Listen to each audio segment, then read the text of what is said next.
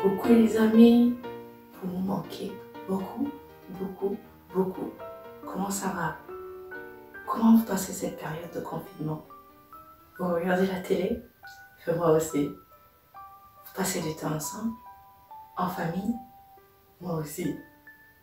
Vous faites des exercices de l'école? C'est très très bien. Moi, je passe aussi du temps à lire beaucoup, beaucoup la Bible. J'apprends des histoires nouvelles et puis Dieu me révèle encore des histoires que je ne comprenais pas avant, mais que je comprends maintenant, ou que je comprenais autrement. Je les comprends encore plus maintenant. Aujourd'hui, je vais vous parler d'une histoire que je comprenais avant, mais qu'aujourd'hui, Dieu m'a révélée encore. Je vais vous la partager. D'accord? Mais avant, comme on faisait à l'église, on va prier. Seigneur Dieu, je te loue, je te bénis. Je te donne toute la gloire.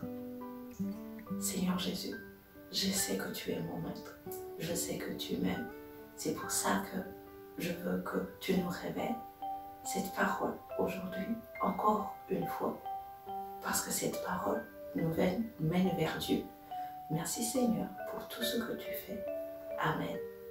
L'histoire que je vais te raconter aujourd'hui se retrouve dans Matthieu 28, du verset 16 au verset 20. Elle se passe après la résurrection de Jésus. Mais avant que je ne vous parle de ça, on va encore se rappeler de l'histoire de Jésus quelques années avant sa mort.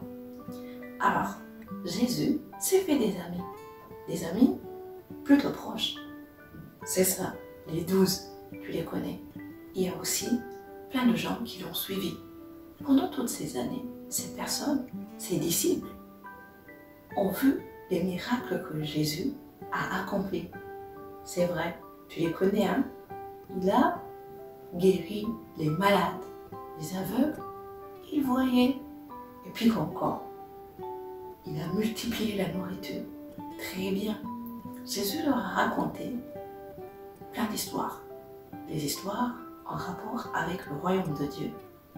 Ces gens-là l'ont suivi et vu comment Jésus a manifesté l'amour de Dieu envers les hommes, envers toutes ces personnes qu'il a guéries, toutes ces personnes qu'il a aidées.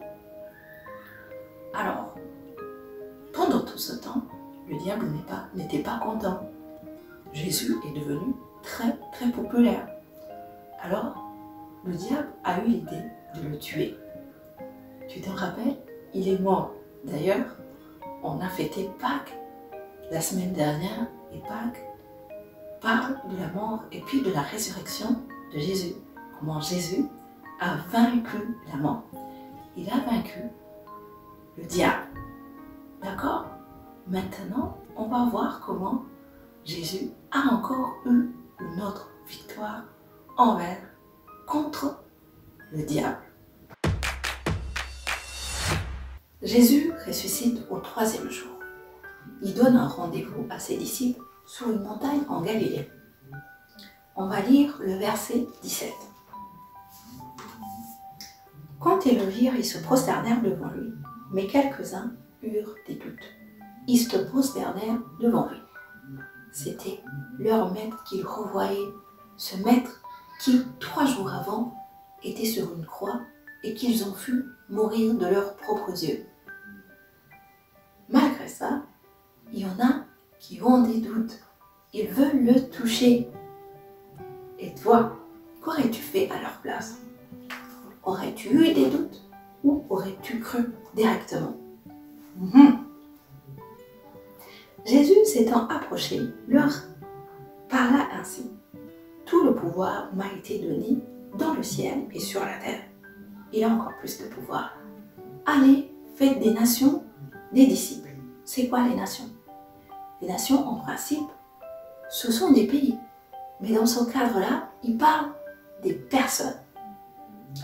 D'aller faire toutes les personnes, ses disciples. C'est quoi un disciple? Un disciple, c'est quelqu'un qui écoute les enseignements de son maître et qui essaye de les mettre en pratique. Comme nous qui écoutons régulièrement la parole de Dieu et qui voulons la mettre en pratique. Les baptisant au nom du Père, du Fils et du Saint-Esprit.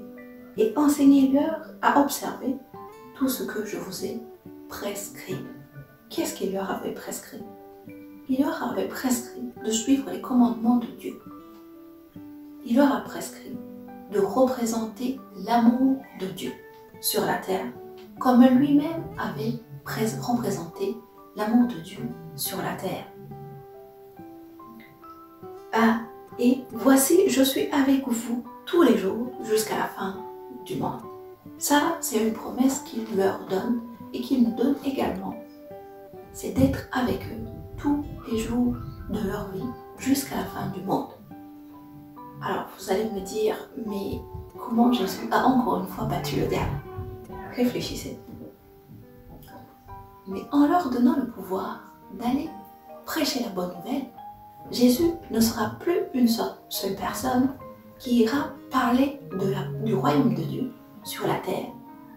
Mais ses disciples iront chacun dans son coin parler de la bonne nouvelle à d'autres personnes. Et ces personnes deviendront également des disciples. C'est pour ça que maintenant, nous aussi, nous sommes des disciples de Jésus. C'est pour ça que nous aussi connaissons des choses qui se sont passées il y a plus de 2000 ans et que nous sommes également des disciples de Jésus. Jésus a été plus malin que le diable. Qu'est-ce que cette parole nous dit? Cette parole nous demande également d'être des disciples de Jésus, c'est-à-dire d'écouter et de mettre en pratique ce que Jésus nous a dit dans sa parole, et puis également d'aller parler de la bonne nouvelle aux autres personnes.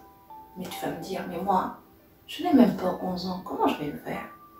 Rappelle-toi du jeune David, rappelle-toi du jeune Samuel, rappelle-toi du petit Joseph. Tous ces gens-là, Dieu les avait choisis, Dieu a travaillé avec eux quand ils étaient encore tout petits. Toi aussi, il peut t'utiliser pour vaincre le diable. Mais comment tu vas le faire? Tu peux parler des histoires que tu connais de la Bible aux autres gens. Tu peux leur dire comment Jésus, Dieu, est bon. Comment il est amour. Tu peux leur dire tout simplement comment il est bon pour toi, ce qu'il a fait pour toi. Mais tu vas leur dire, tu vas te dire, mais j'ai pas de force. Mais rappelle-toi, il vient juste de te donner une promesse d'être avec toi tous les jours. Il est avec toi, n'aie pas peur. J'ai partagé la même histoire à 3 autres personnes. L'une s'appelle Shekina, l'autre Manel et l'autre Ethan. Alors je vais poser des questions. Toi aussi, tu vas essayer d'y répondre. Si tu as la même réponse que moi, la bonne réponse, tu vas frapper des mains et te dire bravo. D'accord? La première question. Qu'est-ce que Jésus a fait après sa mort? Shekina m'a dit, il est parti directement au ciel. Il ne voulait plus rester avec des tueurs. 2. Manel m'a dit,